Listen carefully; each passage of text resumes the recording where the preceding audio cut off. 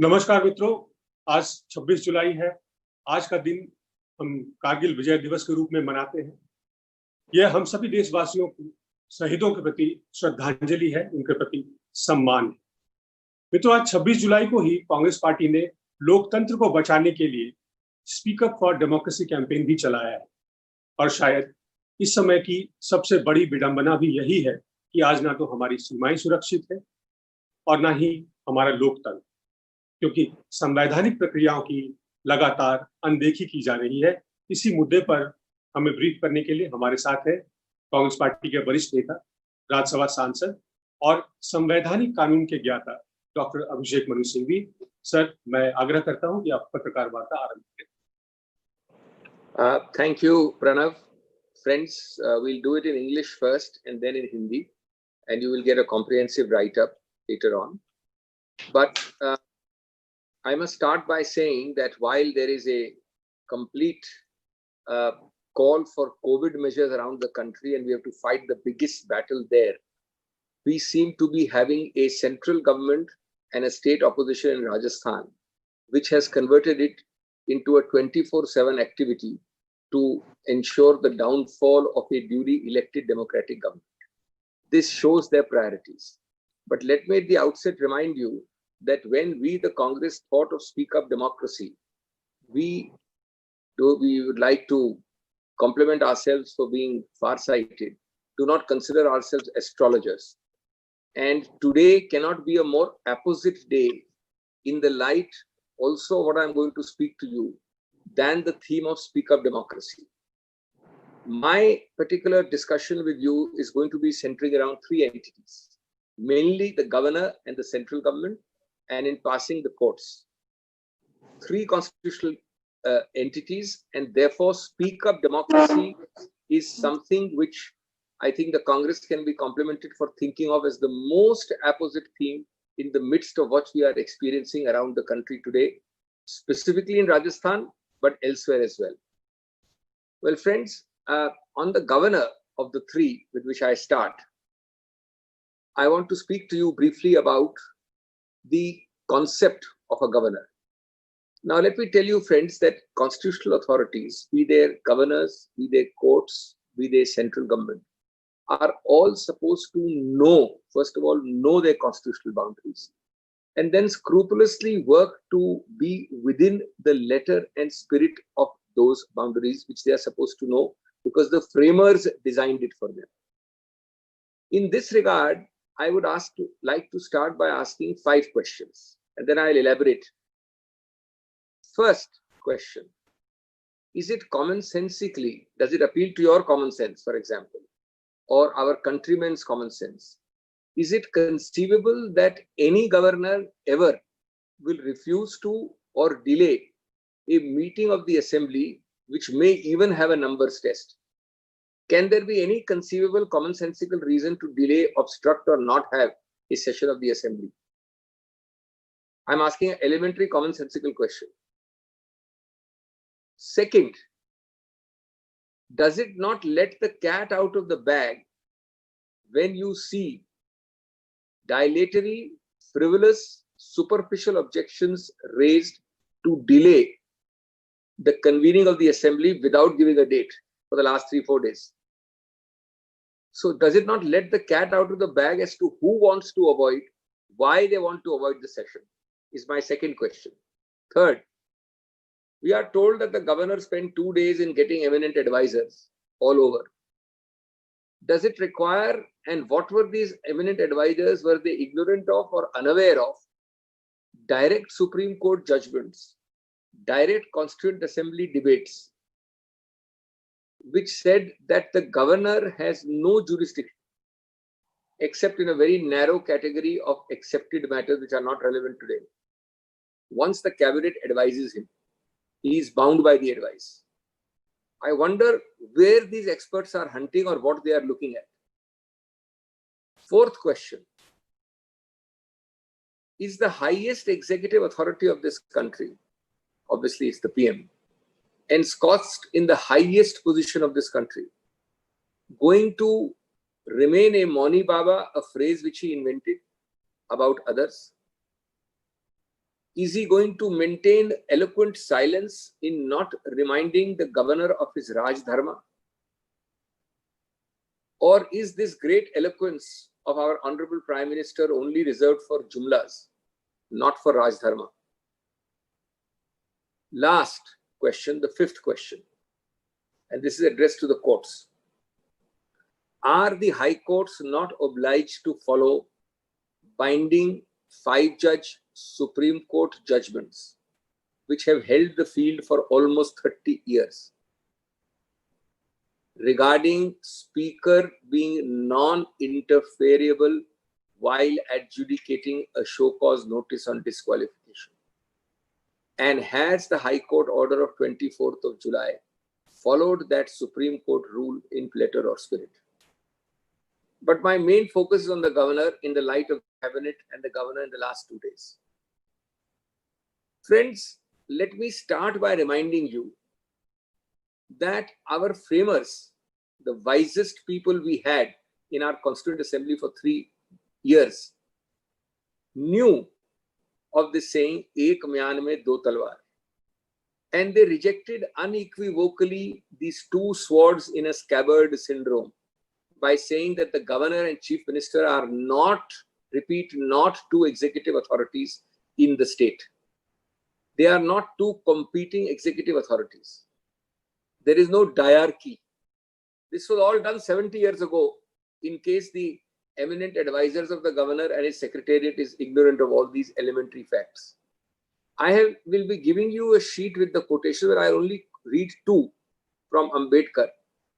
There are many by Ambedkar in my sheet, by Sardar Hukum Singh and many others. On 31st May 1949, Mr. Ambedkar said, according to the principles of the new constitution, as you know, the constitution was finished on 26 November 1949 and then 26 January next year promulgated. According to the principles of the new constitution, he is required to follow the advice of his ministry in all matters. We felt that the powers of the governor were so limited, so nominal, his position so ornamental, that probably very few would come forward to stand for election. This is about the governor by Dr. Ambedkar. I have 3 more. I'm not troubling you with the quotations. These are not my words, friends. Then after this, in our 70-year history, we had the locus classicus on this subject of federalism, governor, president, states, Sarkaria Commission. I want to read 4.16.11 of the Sarkaria Commission for you, in case the governor's eminent advisors seem to be unaware or ignorant of it. The governor should not risk determining the issue of majority support on his own outside the assembly. The prudent course for him would be to cause the rival claims to be tested on the floor of the house, unquote. This is Sarkaria Commission, not Abhishek Singhvi, not Congress Party. So I've given you Constituent Assembly, I've given you Sarkaria Commission. Now, again, I have any number of Supreme Court judgments. I will cite only one. A famous judgment of 1974 of 7 judges of Supreme Court. It's a different matter that governors do not nowadays believe in following Supreme Court law. But as far as I recollect, the last time I saw the law under Article 141 and 142, it is binding from the smallest to the biggest citizen of India. And in Shamsher Singh in 1970, remember, we are talking now of almost 50 years ago. The functions of the president and the governor and the business of government belong to the ministers and not to the head of state. I'm quoting, friends. That aid and advice of ministers are terms of art, which in law mean, in the cabinet context of our constitutional scheme, that the aider acts and the advisor decides in his own authority. Who's the aider? The governor. Who's the advisor? The cabinet. And then Bhurinath, one more case which I'm not reading, in 1997. There are innumerable. I could give you 50. Last sentence only I'm reading, the whole quotation is important. I quote, the executive power of the state is vested in the governor as head of the executive. The real executive power is vested in the cabinet. And obviously, the governor is bound. That's the essence of our system. I am astonished that the governor's secretariat, the governor or his advisors need to search for these elemental or elementary facts before writing a letter. Now, they also seem blissfully ignorant. And as you know, ignorance can be very bliss if it is motivated, if it is actuated by ulterior motives, if there is a reason behind the blissful ignorance. They also seem to be blissfully unaware that 174, the article, under which the cabinet can direct the governor, advise him, which means he is bound to call the assembly, to convene the assembly. When it came to the Constituent Assembly, it had a clause which said that this power of calling or not calling the assembly should not be based on the advice of the cabinet, but should be discretionary in the governor. Namely, the governor should have the power, not the cabinet. I hope I'm clear. It's very, very important. This draft proposal in the assembly was specifically dropped after discussing it and with opposition. And this dropping of this proposition as a draft proposal led to the enactment of present day 174, at that time called Article 153, which is noted by another constitution bench, 5 judges in Navam Rebiya's case in 2016. Now, Navam Rebia, I have given you the full quotation. I can't read it. It notes that the Constituent Assembly dropped it.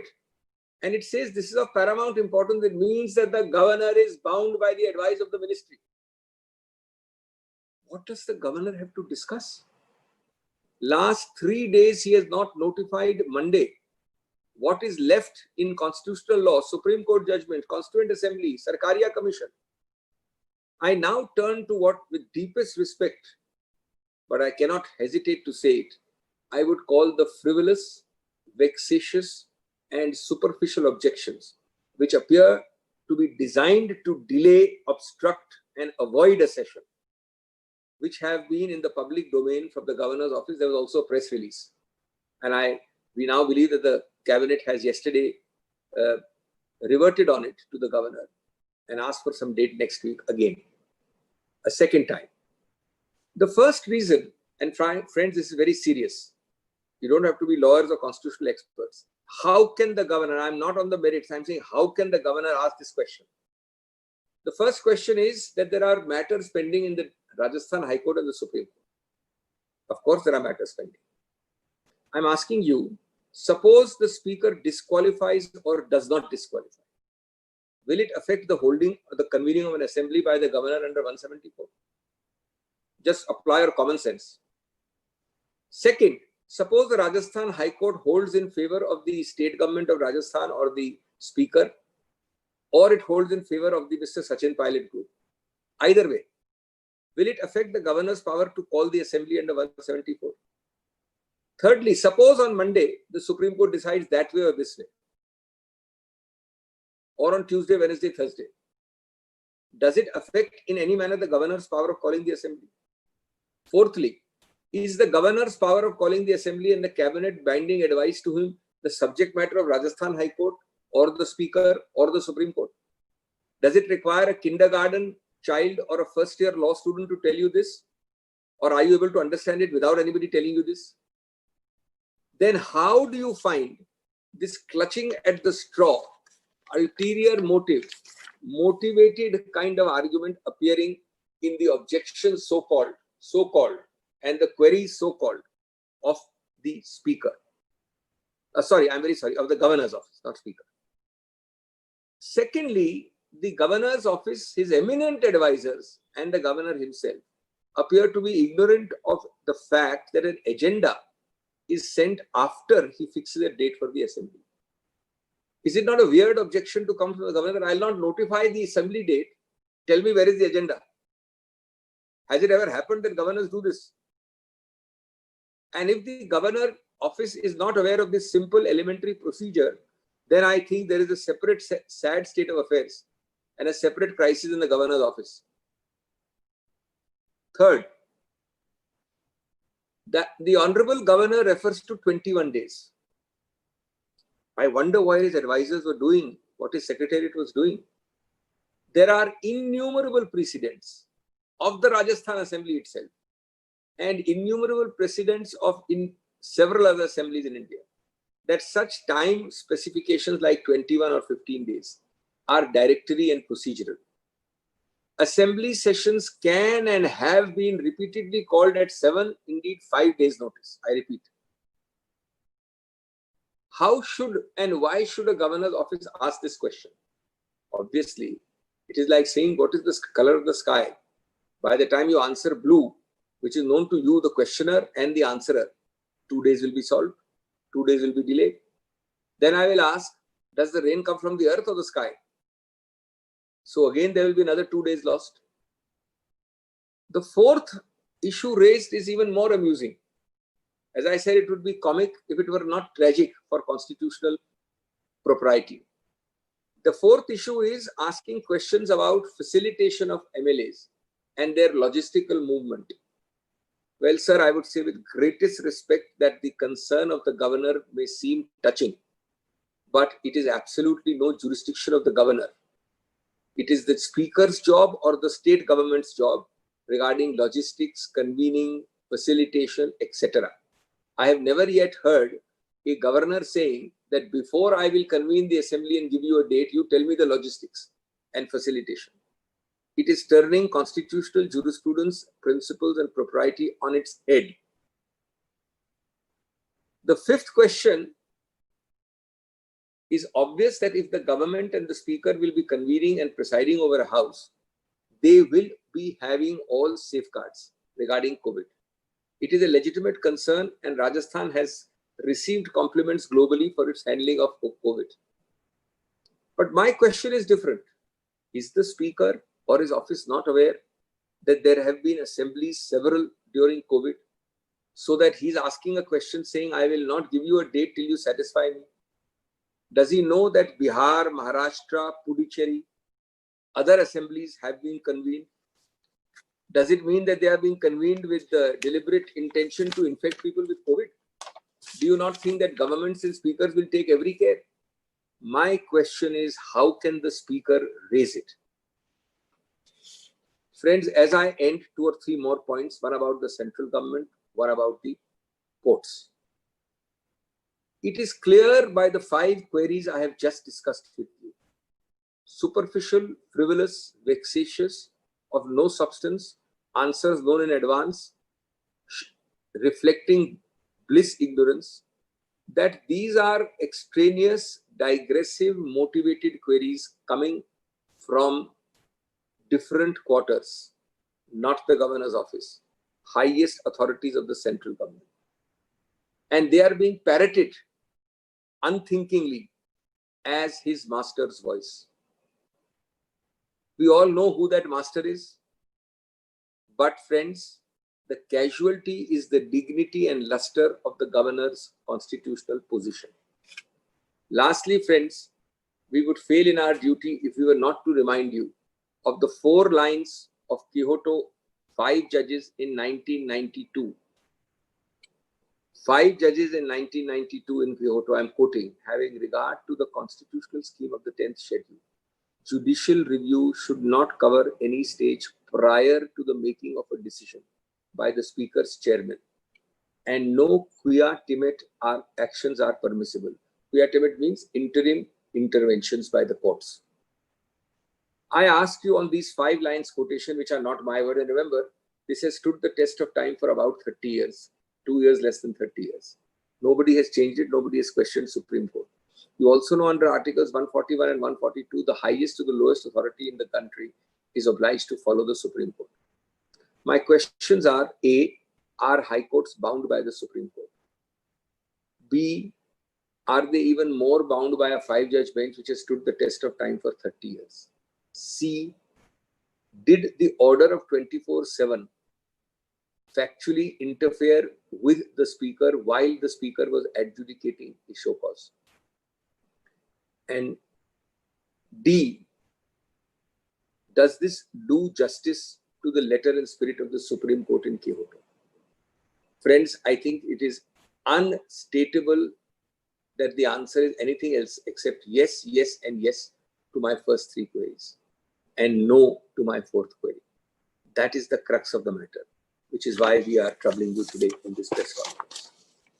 दोस्तों, थोड़ा हिंदी में वार्तालाप हो जाए उससे पहले मैं शुरुआत में बता दूं आपको कि यद्यपि कांग्रेस को शाबाशी और बधाई होनी चाहिए कई उनके अभियानों के आधार पर, और आज शुरुआत है स्पीक अप डेमोक्रेसी का अभियान, लेकिन फिर भी कांग्रेस अपने आप को भविष्यवाणी का एक्सपर्ट नहीं समझती, ज्योतिष शास्त्र में प्रैक्टिस नहीं करती है। उसके बावजूद आज 26 तारीख को स्पीक अप डेमोक्रेसी का जो अभियान शुरू हो रहा है आपके समस्त कांग्रेस द्वारा, उससे ज्यादा उपयुक्त आज के भारत में न संदर्भ था, इस थीम से ज्यादा उपयुक्त, इस विषय से ज्यादा उपयुक्त न संदर्भ था, न हमारे आसपास जो चीजें घटनाएं हो रही हैं उससे ज्यादा उपयुक्त कोई हम थीम उठा सकते थे। इसलिए मैं इस बात के लिए भी बिना ज्योतिष शास्त्र में निपुणता के मैं बधाई दूंगा कांग्रेस को। दोस्तों, मैं 3 संवैधानिक पोस्ट पोजीशंस पदाधिकारियों के विषय में बात करूंगा आज। मुख्य रूप से राज्यपाल, माननीय राज्यपाल, और संक्षेप में केंद्र सरकार के सबसे वरिष्ठ नेता हमारे प्रधानमंत्री, और न्यायपालिका भी, लेकिन मुख्य रूप से ये बात गवर्नर के विषय में है। शुरू करने से पहले मैं अपने वक्तव्य को संक्षेप में 5 प्रश्नों में बांटना चाहता हूं, और उन 5 प्रश्नों का फिर आपको जवाब जल्द मिलेगा। पहला प्रश्न है कि क्या आप सब कानून छोड़ दीजिए, राजनीति छोड़ दीजिए, सामाजिक ज्ञान छोड़ दीजिए, आप आम ज्ञान जिसको कहते हैं कॉमन सेंस ज्ञान, क्या आम तथ्यों के आधार पर जो समझ होती है, ज्ञान को भूल जाइए। क्या आप समझते हैं कि कोई भी गवर्नर कभी भी, मैं इस गवर्नर या राजस्थान की बात नहीं कर रहा, विलंब करेगा या मनाही करेगा असेंबली के सेशन को बुलाने में? कौन सा आप कारण सोच सकते हैं, संदर्भ सोच सकते हैं जब गवर्नर विलंब, सीधा मनाही तो करते नहीं कोई भी, करेगा कि असेंबली को कन्वीन किया जाए, बुलाया जाए, नोटिस दिया जाए? नंबर 2, इसका उत्तर पारदर्शी है, स्पष्ट है, आप भी जानते हैं, मैं भी जानता हूं, लेकिन इस उत्तर से क्या ये प्रमाणित नहीं हो जाता कि किसके पास नंबर्स हैं, किसके पास नहीं है, कौन भय से भाग रहा है, कौन नहीं भाग रहा है, कौन अवॉइड कर रहा है नंबरों की काउंटिंग, कौन नहीं अवॉइड कर रहा है, कौन संविधान को तोड़ फोड़ कर, मचोड़ कर, गैर कानूनी सहायता लेके संवैधानिक पदाधिकारों से संविधान के आदेश को, उसके स्पिरिट को फॉलो नहीं कर रहा है। नंबर 3, और इससे पूरी बात प्रमाणित हो जाती है, इस मनाही से, इस विलंब से। तीसरा, गवर्नर महोदय ने चिट्ठी में भी लिखा था, जो आपके उसमें प्रेस रिलीज में भी दी गई, कि हजारों सैकड़ों बहुत ही प्रसिद्ध सुप्रसिद्ध स्पेशल सलाहकारों से बातचीत चल रही है, उसके बाद हम जवाब देंगे। तो मैं पूछना चाहता हूं कि क्या इन सलाहकारों को संज्ञान नहीं है या ज्ञान नहीं है इस बात का 70 वर्ष बाद कि हमारे संविधान की जो असेंबली थी, कॉन्स्टिट्यूएंट असेंबली बनाने वाली निर्माताओं की, जो हमारे सबसे शीर्षस्थ नेतृत्व थे, उसके बाद के 70 वर्ष के उच्चतम न्यायालय के निर्णय, सरकारिया कमीशन जैसे दस्तावेज, इनका ज्ञान है कि नहीं है, और क्या इनमें राज्यपाल के सही रोल, उसके पद, उसकी गरिमा, उसकी अधिकार क्षेत्र स्पष्ट किए गए हैं कि नहीं? लगता नहीं मुझे कि उनको इनका संज्ञान या इसका कोई भी आइडिया भी है। नंबर 4 प्रश्न, कि जो सबसे शीर्षस्थ स्थान पे कार्यपालिका के बैठे हैं माननीय प्रधानमंत्री, दूसरों के लिए जिन्होंने ऐसे शब्दों का इजाद किया, मौनी बाबा, आज क्या वो अपने मौन से, मौन व्रत से ये नहीं पूछना चाहते माननीय राज्यपाल को, उसको तोड़ के मौन व्रत को, कि आप अपना राजधर्म का अनुपालन करिए? या इतने मुखर प्रखर, इतने जबरदस्त वक्ता हमारे प्रधानमंत्री, वो सब चीजें रिजर्व करते हैं सिर्फ जुमलों के लिए, राजधर्म के संज्ञान को राज्यपाल को देने के लिए नहीं? सीधे वो इसमें विलंब में शामिल हैं, इसलिए ये हो रहा है। गणतांत्रिक लोकतांत्रिक सिद्धांतों के हनन में, उनकी हत्या में, इसलिए ये हो रहा है। और अंतिम प्रश्न, कि न्यायपालिका जो उच्च न्यायालय की है, किसी भी सिचुएशन में उसको उच्चतम न्यायालय का निर्णय फॉलो करने के लिए बाध्य है कि नहीं, और क्या उसने 24 जुलाई वाले अपने आंतरिक आदेश में 30 वर्ष से बाध्य 5 जजेस का निर्णय क्योटो होलोन का अनुपालन किया कि नहीं।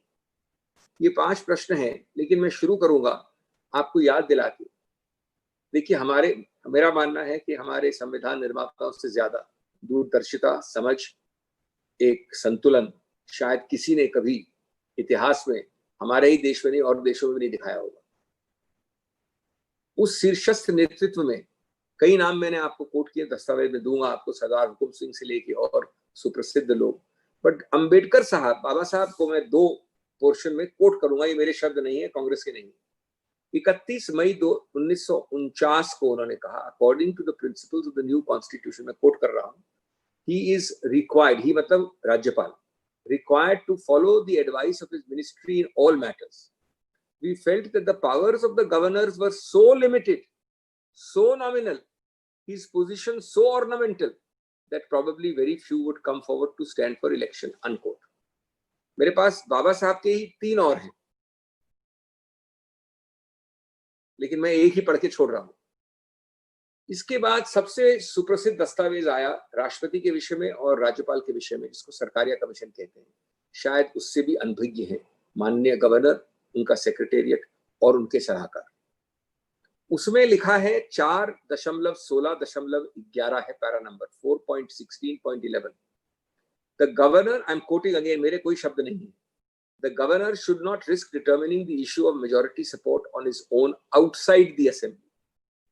The prudent course for him would be to cause the rival claims to be tested on the floor of the house, unquote. आज हमको नया संविधान पढ़ाया जा रहा है, नया कानून पढ़ाया जा रहा है, नए सिद्धांत पढ़ाए जा रहे हैं, नए प्रश्न पूछे जा रहे हैं। अब ये आइए आप 70 वर्ष इसके बाद निकले या 50 वर्ष निकले, तो हमारे संविधान के शीर्षस्थ न्यायपालिका ने, उच्चतम न्यायालय ने इसको अनेक निर्णयों में सॉलिडिफाई किया, किसी संदेश से हटा दिया। सबसे सुप्रसिद्ध, मैं एक ही कर रहा हूं, मैं आपको 50 दे सकता हूं।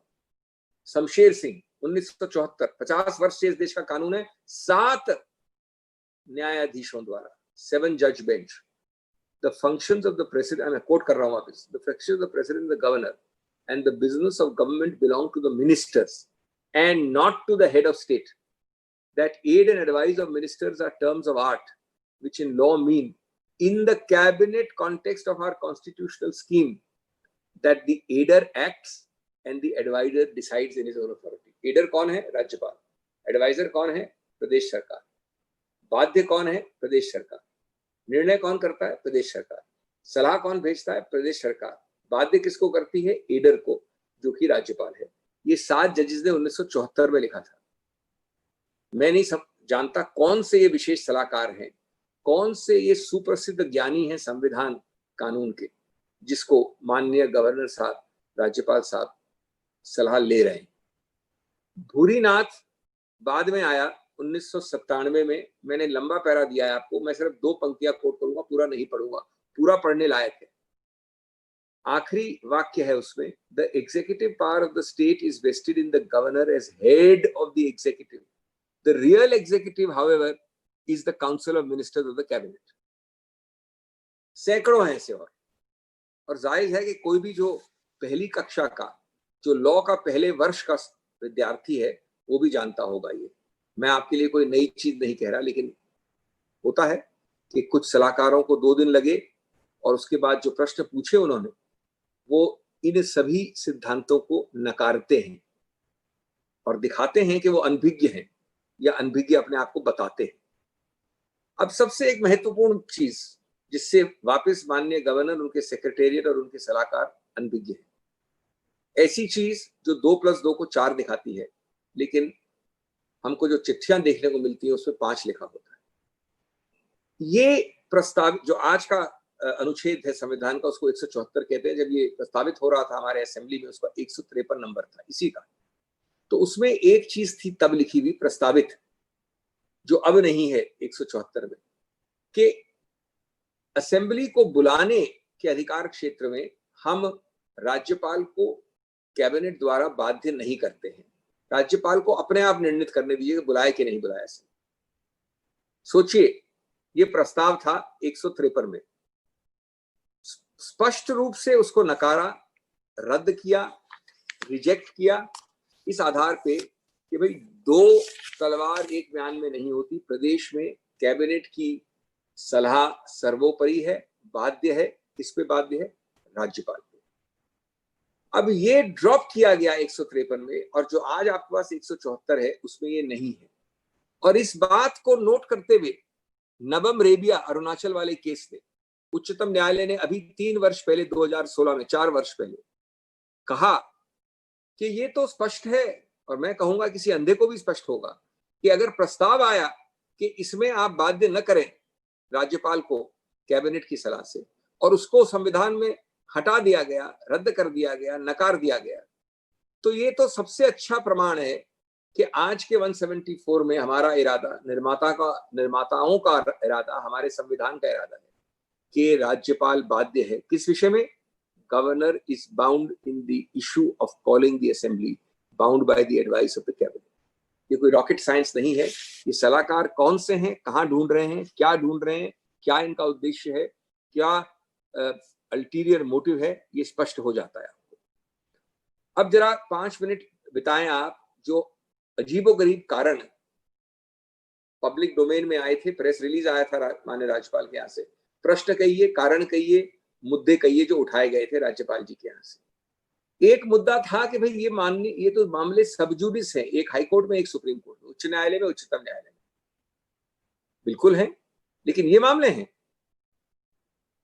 ये बताइए, क्या आपको एक संवैधानिक एक्सपर्ट होना पड़ता है ये समझने के लिए कि अगर माननीय स्पीकर या तो वो डिस्क्वालीफाई करें अपने नोटिस के निर्णय पे, या डिस्क्वालीफाई नहीं करें, कुछ भी ले लीजिए आप, क्या उसका कोई भी संबंध है गवर्नर के अधिकार क्षेत्र या कैबिनेट के अधिकार क्षेत्र में गवर्नर को बाध्य करना कि आप असेंबली का सेशन बुलाओ?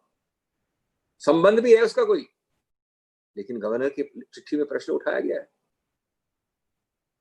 नंबर 2, उच्च न्यायालय जिसमें लंबित है मामला, स्पीकर वाला, डिस्क्वालिफिकेशन वाला, ये मान लीजिए कि स्पीकर, माननीय उच्च न्यायालय इस तरफ निर्णय देता है, उस तरफ निर्णय देता है, दो पक्ष में से एक तरफ लेता है, क्या उसका कोई दूर दूर मीलों कोई संबंध है इस मुद्दे से कि गवर्नर तुरंत 174 में बुलाए असेंबली का सेशन, और कैबिनेट की सलाह इस विषय में बाध्य है उस पर?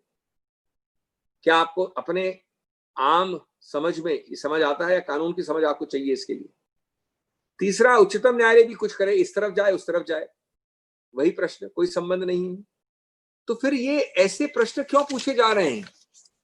एक ही उद्देश्य हो सकता है, विलंब करो, बाधा डालो, देर दूरी करो। ये संवैधानिक पदाधिकारियों का उद्देश्य नहीं हो सकता। हमारा गौरवशाली विश्व का सबसे बड़ा लोकतंत्र ये अनुमति नहीं देता है, परोक्ष रूप से भी। दूसरा एक प्रश्न आया, बड़ा रोचक है, मेरे को पता नहीं कि कौन से सलाहकार है, मैं समझता हूं उनको सलाहकार बदलने चाहिए, अपना सेक्रेटरीट बदल देना चाहिए, कि एजेंडा नहीं भेजा। मतलब गवर्नर कह रहे हैं राज्यपाल प्रदेश से कि मैं तब दूंगा तारीख या नहीं दूंगा जब तक आप एजेंडा नहीं बताओगे मेरे। पहली बात तो बड़ी रोचक है, इतना नहीं पता आपके सेक्रेटेरिएट को कि एजेंडा तब इशू किया जाता है जब आप तारीख निश्चित कर देते हैं। ये पहली बार असेंबली नहीं बुलाई जा रही है, और ना आखिरी बार बुलाई जाएगी। ये रीति रिवाज है, स्थापित है। लेकिन क्या कोई राज्यपाल कह सकता है कि मैं जरा सोच रहा हूं कि मैं तारीख दूं कि नहीं, तब पहले एजेंडा दिखाओ मुझे?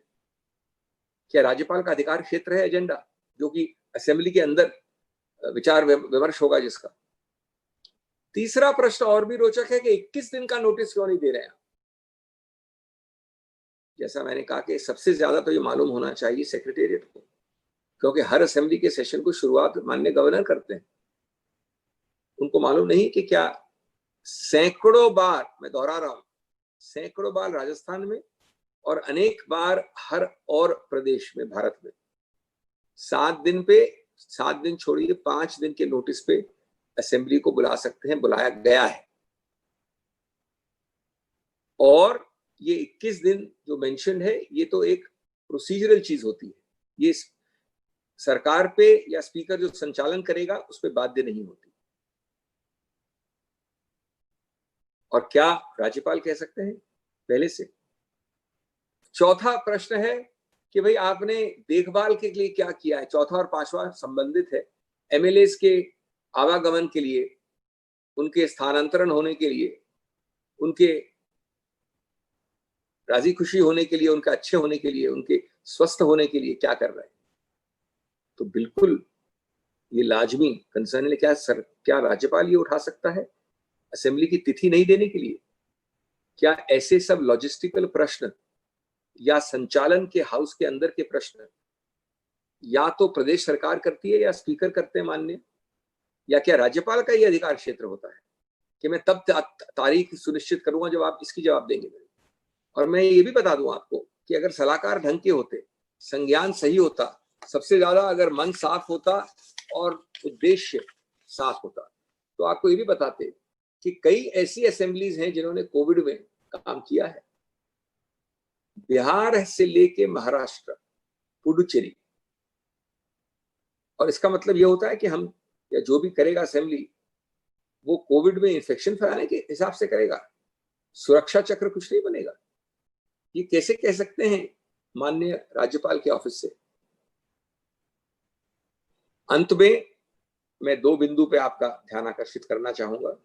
एक बिंदु है केंद्र सरकार की। मैंने ऑलरेडी आपसे पूछ लिया प्रश्न कि शीर्षस्थ लीडर इस देश के, कार्यपालिका के नेता वो ऐसी चुप्पी, मौन व्रत साधे बैठे हैं कि राज्यपाल को अपने राजधर्म का याद नहीं दिलाते।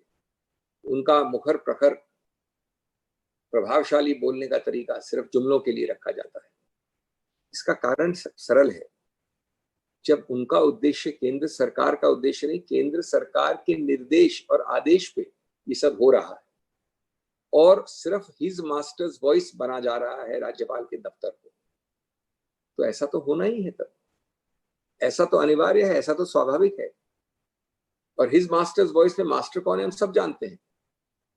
लेकिन यद्यपि हम सब जानते हैं कि मास्टर कौन है, जो गरिमा है, जो स्टेटस है इस राज्यपाल के पद का, उस पर जो आघात हुआ है वो हम कभी भूल नहीं सके। अंतिम प्रश्न है न्यायपालिका की तरफ। मैंने आपसे प्रश्न पहले पूछा था लेकिन अंतिम मेरा टिप्पणी है वहां। मैं आपको 4 लाइन सिर्फ किहोटो, जो 5 जजेस का 1992 का जजमेंट, साल भी याद रखें, आज करीब 30 वर्ष हो रहे हैं। 92 में 5 उच्चतम न्यायालय के न्यायाधीशों ने कहा था, I quote, having regard to the constitutional scheme in the 10th schedule, judicial review should not cover any stage prior to the making of a decision by the speaker or the chairman, and no quia timid actions are permissible, unquote. quia timid मतलब आंतरिक रूप से आप हस्तक्षेप नहीं करें speaker की प्रक्रिया में। जो स्पीकर निर्णय कर ले तब कर सकते हैं। इस कोटेशन के बाद मैं 3 प्रश्न पूछ के या 4 प्रश्न पूछ के अपनी बात समाप्त करता हूं। प्रश्न नंबर 1 कि क्या उच्च न्यायालय उच्चतम न्यायालय से बाध्य है? मैं जानना चाहूंगा अगर कोई इसमें ना का उत्तर दे। मेरे हिसाब से तो इसका एक ही उत्तर हो सकता है, हाँ। दूसरा, जब कोई 30 वर्ष से कानून इस देश का है 5 न्यायाधीशों द्वारा किहोटो का, तो क्या पूरी तरह से उच्च न्यायालय बाध्य नहीं है? उत्तर सिर्फ हाँ हो सकता है, मेरा विनम्र निवेदन है। तीसरा, क्या 24 जुलाई का आंतरिक आदेश इस किहोटो के आदेश का पालन करता है? आप निर्णय ले लीजिए। इसका उत्तर सिर्फ ना हो सकता है, नहीं करता है। और यही 3 प्रश्नों से आपको ये दिख जाता है कि किस प्रकार से जब हम स्पीक अप डेमोक्रेसी की बात करते हैं तो किस प्रकार से लोकतंत्र का हनन और हत्या हो रही है।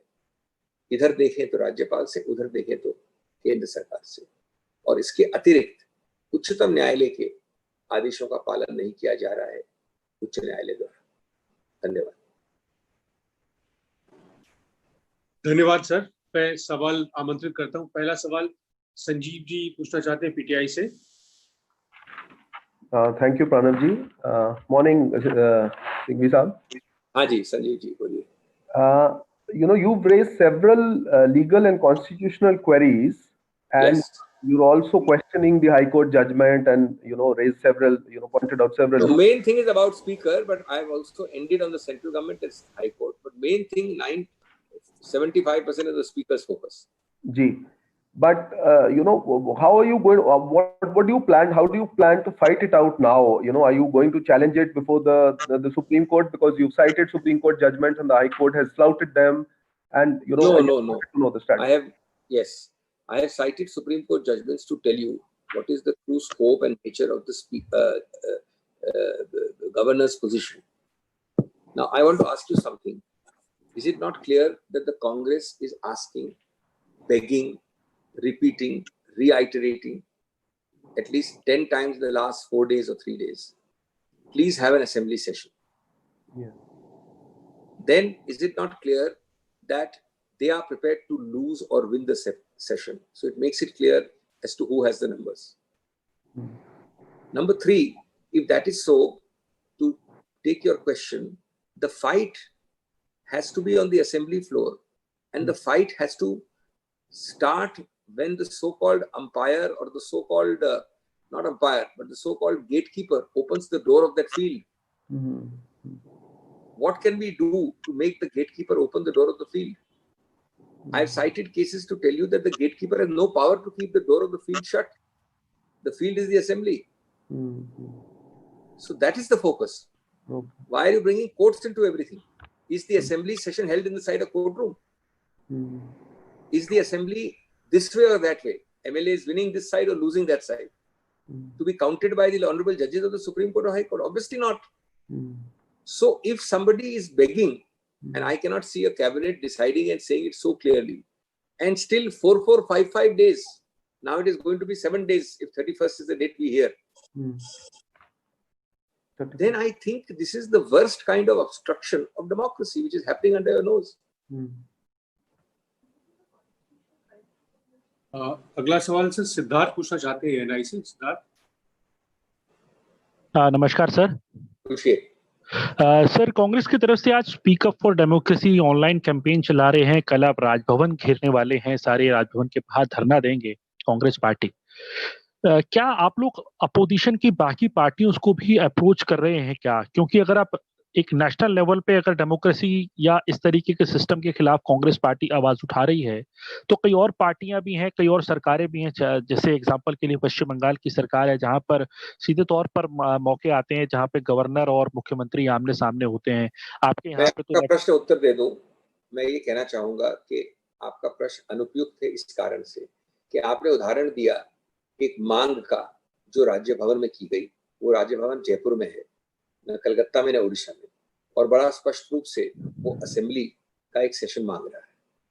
नंबर 2, राजभवन में बैठकर गांधीयन तरीकों से बिना किसी हिंसा के मांग करना जो संवैधानिक है, और उस मांग को अभी 3 दिन 4 दिन तक नहीं देना और अभी पता नहीं कब देने का बात है, उसको गैर लोकतांत्रिक नहीं मानना, उसको असंवैधानिक नहीं मानना, लेकिन बैठकर गांधीयन तरीके से मांग करना उसको गलत मानना, ये आप निर्णय कर लें, आपके सभी व्यूअर्स निर्णय करें। नंबर 3, आप इसको इस वक्त इस संदर्भ में व्यापक क्यों बना रहे हैं? ये नहीं हो रहा है कि हम हर गवर्नर को देश के हर प्रदेश के मुख्यमंत्री के साथ अटैक कर रहे हैं या मुद्दा उठा रहे हैं, बल्कि ये तो तरीका होगा बड़ा सीधा कि हमारे जो सीधे फोकस्ड एक स्पष्ट मुद्दा है उसको डाइल्यूट कर दो, उसको भुला दो। तो मैं आपको आश्वस्त करूं कि हम बड़े फोकस्ड हैं और हम जानते हैं कि कौन हनन कर रहा है संविधान का और कौन संविधान के साथ खड़ा हुआ बड़ी सरल मांगे कर रहा है। जिसको मना नहीं किया जा रहा है, को मना कर नहीं सकते, घुमाया जा रहा है जी।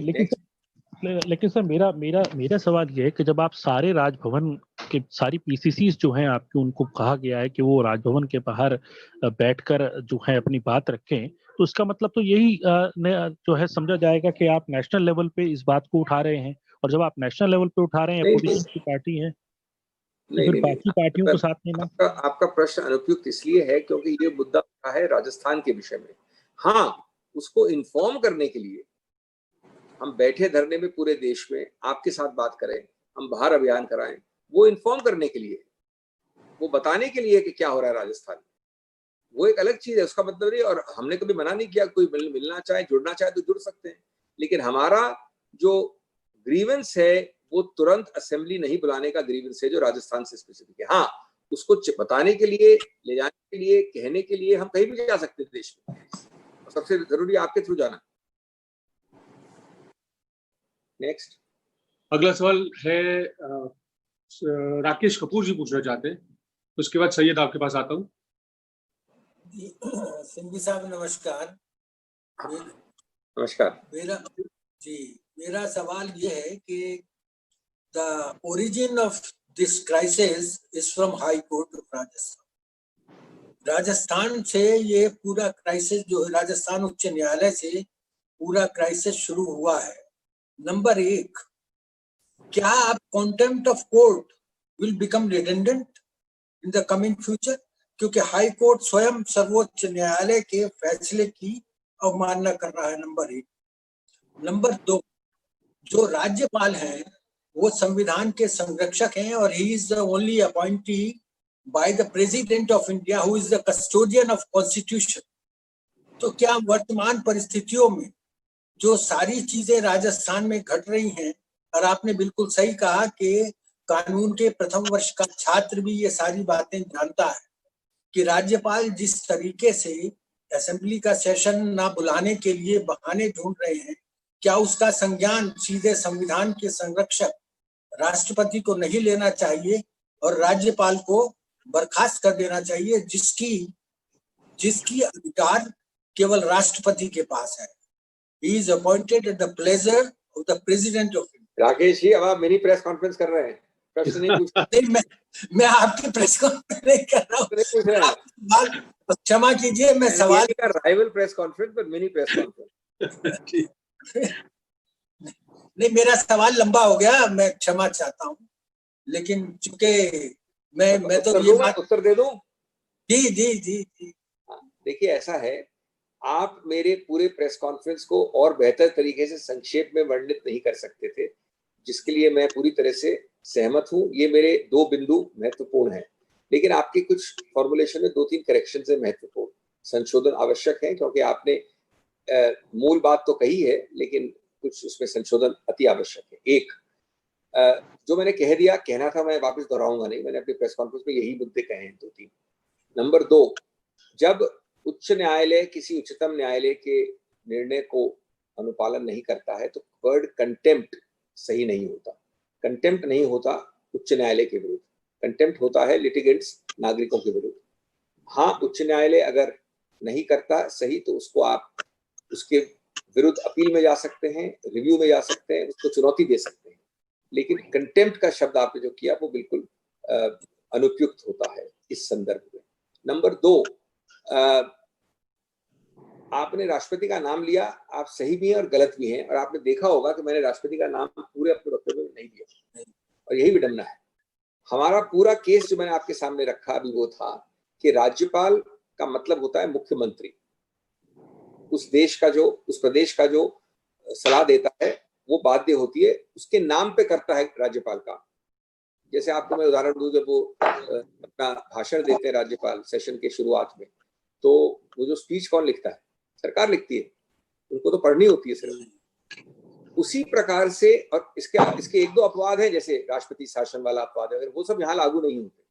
अपवाद हैं, लेकिन ये अपवाद आज के संदर्भ में इररिलेवेंट है। इसी प्रकार से राष्ट्रपति इससे भी ज्यादा बाध्य है केंद्र सरकार से। राष्ट्रपति उसी प्रकार से जो शब्द इस्तेमाल मैंने पढ़े आपको, ornamental, nominal, non existent power, he reigns, he does not rule. इसीलिए मैंने आपको याद दिलाया कि हम सीधा ये कह रहे हैं कि राज्यपाल भी, जो कि बिल्कुल असंवैधानिक तरीके से उन्होंने किया, उन्होंने भी हिज मास्टर्स वॉइस बन के किया। मास्टर कहाँ है? राष्ट्रपति नहीं, केंद्र सरकार का शीर्षस्थ नेतृत्व, क्योंकि वही निर्णित करता है। इसमें राष्ट्रपति को लाने की आवश्यकता इसलिए नहीं है क्योंकि ये तो जो आदेश, निर्णय, समझ, संज्ञान जो भी करना है, ये 1 या 1.5 लोगों के बिना नहीं होती। और वहीं राजधर्म की कैजुअलिटी है, वहीं मौन व्रत है, वहीं दोगली भाषा है, और वहीं वो प्रभावशाली स्पीच सिर्फ जुमलों के लिए रिजर्व करने वाली बात है।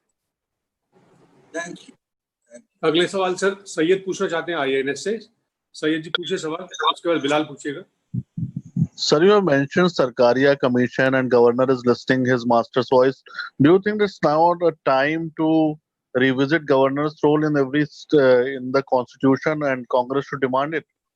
देखिए, वो तो एक आप व्यापक मुद्दे की बात कर रहे हैं। मैंने प्रेस कॉन्फ्रेंस में मैं वो कांग्रेस की तरफ से नहीं कह सकता अभी, ये ऐसे मुद्दे पे हमने कोई निर्णय नहीं किया। मेरा निजी मानना ये है, प्योरली निजी, और आपने अभी मुश्किल से 4 दिन पहले मेरा आर्टिकल भी पढ़ा होगा इसमें।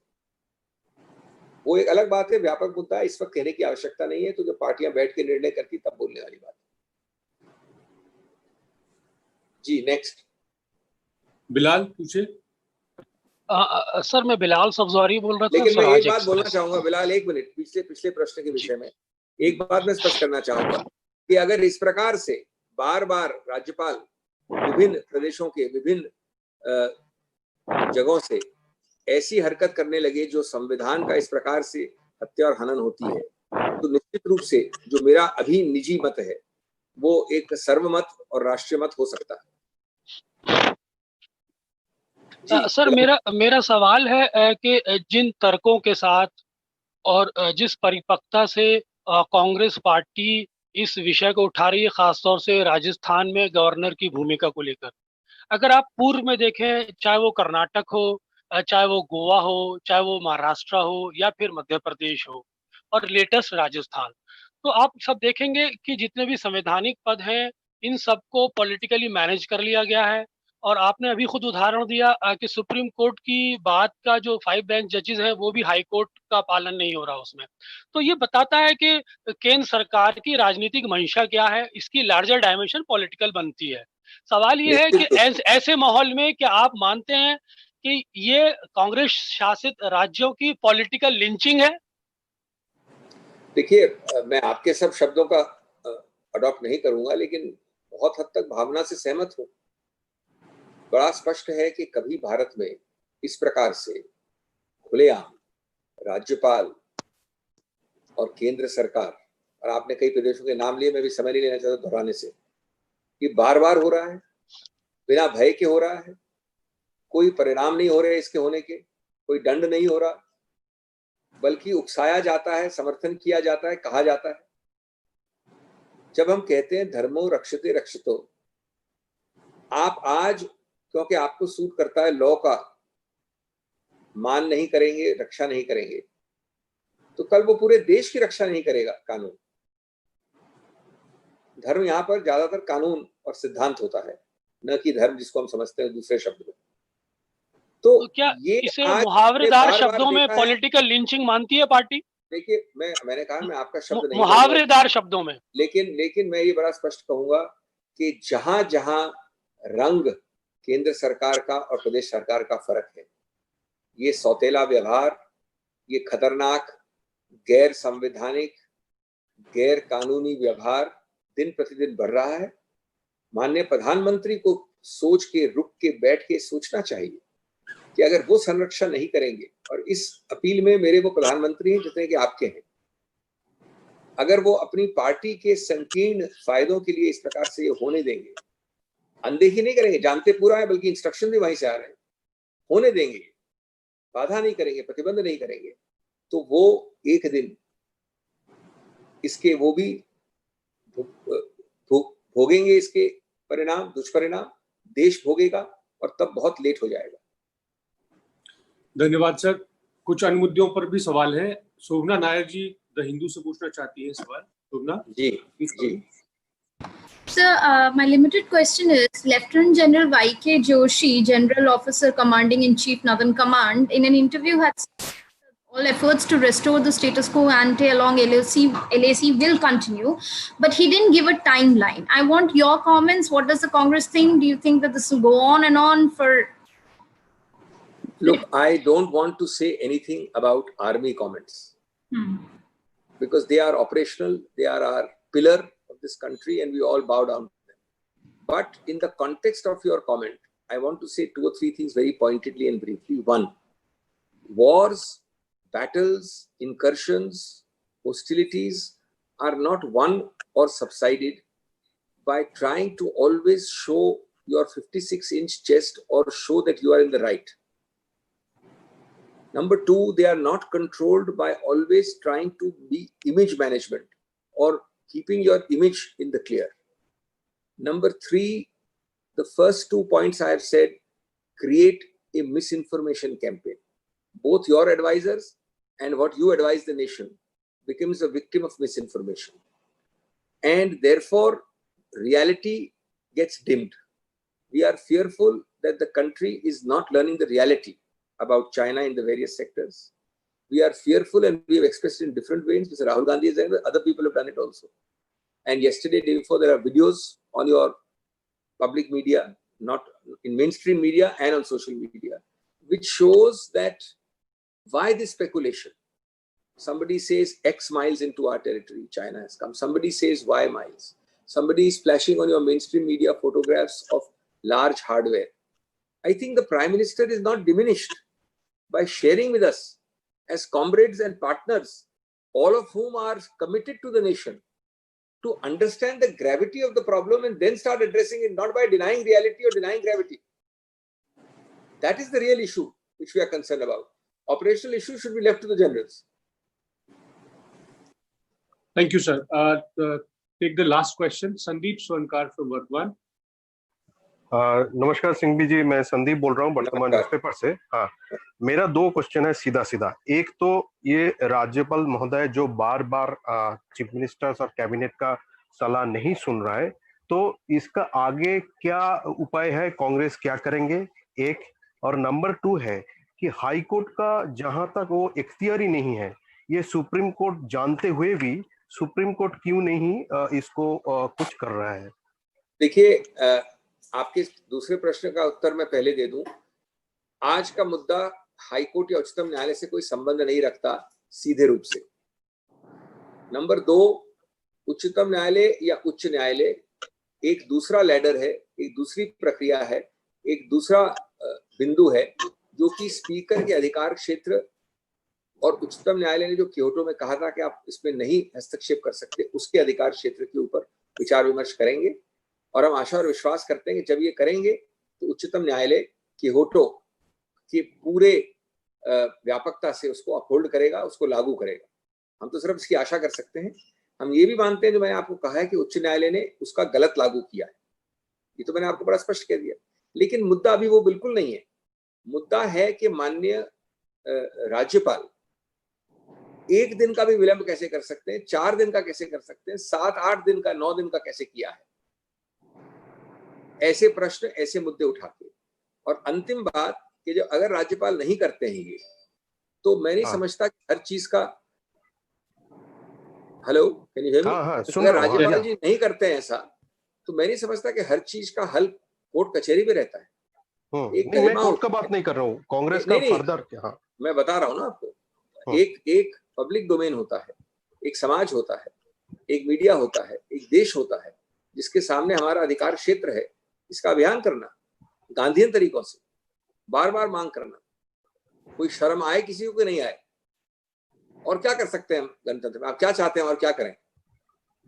आप बताइए। और कुछ नहीं कर सकते गणतंत्र में। लेकिन अगर आप गणतंत्र में ये मान लें, बाध्य कर लें अपने आप को कि मैं गैर गणतांत्रिक, मैं हत्या करूंगा संविधान की, तो हम तो उसको सिर्फ गणतांत्रिक तरीके से विरोध कर सकते हैं ना। हम नहीं कह सकते कि हम भी हत्या करेंगे और आपका इसका विरोध करेंगे। Name and shame is one policy. Correct. और प्रेसिडेंट ऑफ इंडिया के जाने के बाद जो चल रहा था उस कुछ वो तो मैंने जवाब दे दिया पूरा। प्रेसिडेंट का प्रश्न आया था, मैंने जवाब दे दिया पूरा। ठीक, धन्यवाद सर। आपने महत्वपूर्ण सवाल उठाए और उम्मीद करते हैं कि गवर्नर महोदय पर इनका प्रभाव पड़ेगा। आपका बहुत बहुत धन्यवाद और सभी मित्रों का भी बहुत बहुत धन्यवाद।